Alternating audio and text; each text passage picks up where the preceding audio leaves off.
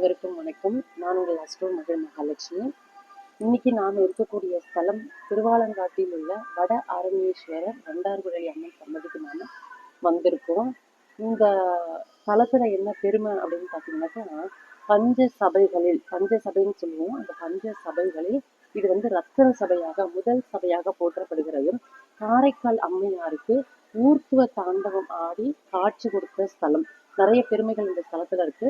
முக்கியமா நாம இந்த ஸ்தலத்தை பத்தி எதுக்காக பேச வந்திருக்கோம் அப்படின்னு கேட்டீங்கன்னா, ஒவ்வொருத்தருடைய ஜாதகத்திலும் 9 கிரகங்கள் இயங்குகிறது.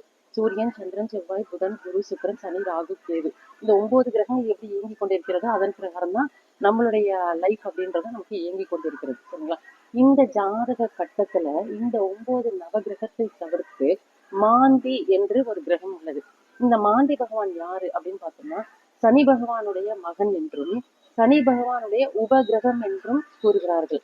இந்த மாந்தி பகவான் எந்த கட்டத்தில் இருக்கிறாரோ அதன் மூலயமாக சில பிரச்சனைகளை ஜாதகருக்கு கொடுப்பார்.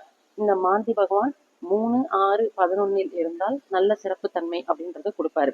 இதே லக்னத்தில் இருந்து இப்ப 2ஆம் பாவத்துல மாந்தி பகவான் இருக்காருன்னா குடும்பம் சார்ந்த பிரச்சனை அப்படின்றது கொடுப்பாரு. இதே 5ல மாந்தி பகவான் இருக்காருன்னா குழந்தைகளை சார்ந்த பிரச்சனை, குழந்தை இல்லாத தன்மை, இந்த மாதிரி சில பிரச்சனைகள் கொடுப்பாரு.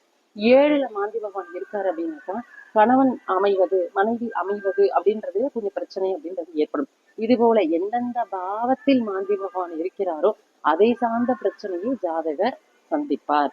சரி, இப்ப இந்த மாந்தி தோஷத்துல இருந்து நம்ம விடுபடணும் அப்படின்னா என்ன செய்யணும் அப்படின்னு கேட்டீங்கன்னாக்கா, இந்த திருவாலங்காட்டில் இருக்கக்கூடிய மாந்தீஸ்வரர் அவரை வழிபாடு செய்வதன் மூலமாக இந்த தோஷம் குறையும்.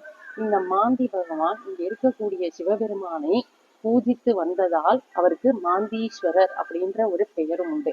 ஆகையால் இந்த ஜாதகத்துல உங்களுடைய மாந்தி அப்படின்றது எந்த கட்டத்துல இருக்காருன்றத பார்த்து அதனுடைய தோஷத்தை குறைக்க வேண்டும் அப்படின்றதுக்காக இந்த திருவாலங்காட்டில் அமைந்துள்ள மாந்தீஸ்வரரை வழிபாடு செய்வதன் மூலியமாக உங்களுடைய தோஷம் குறையும்.